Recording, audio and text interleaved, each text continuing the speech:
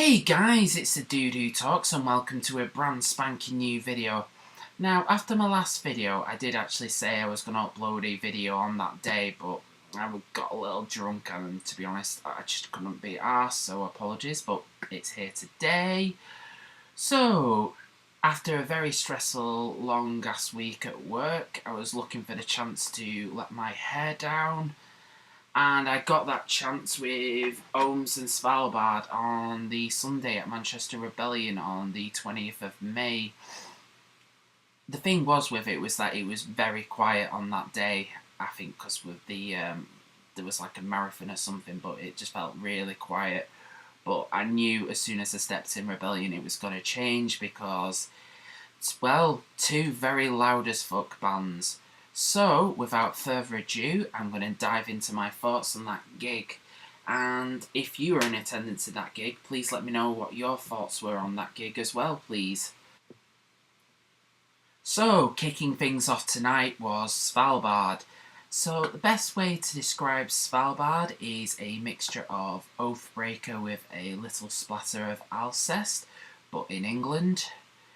Svalbard have two vocalists in the band which work really well, especially live, and also especially Serena's got a real scream. So after, like seeing them live a couple of times, I mentioned in the previous video I saw them at Damnation Festival and also supporting Oathbreaker. It was really good to see them live again.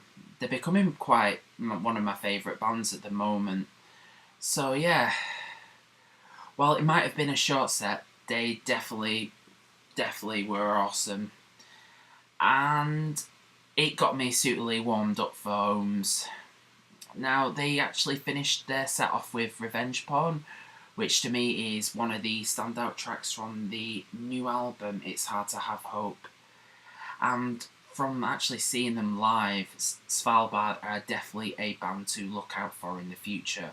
And if you haven't got the new album yet, what the fuck are you waiting for?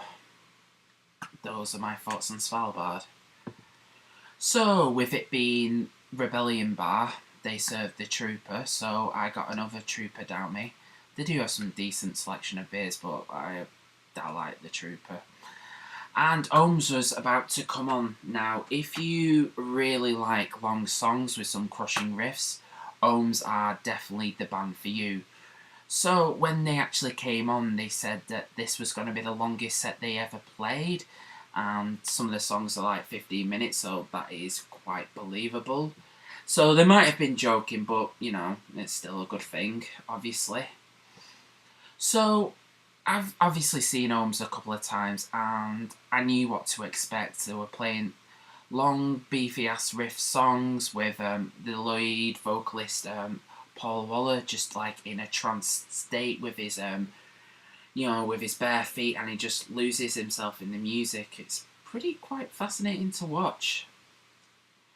So I really enjoyed the set, obviously, and they finished their set off with The Anchor. Now, I was kind of hoping they'd finish off with the Hierophant off the new album because it just sounds like pure sono worship for the beginning of the song, but The Anchor's a good song. So, in a nutshell, Ohhms did really much kick ass. And I cannot wait for the next album, which they say they're working on, so yay! So, there you have it. Those were my thoughts. If you like this video, please like and subscribe. Obviously, cheers to people who do. So, without anything else, I'm going to go off and listen to this album. Yep. So, all I've got less to say now is I've been the Dude Who Talks, and you've been watching one of my videos.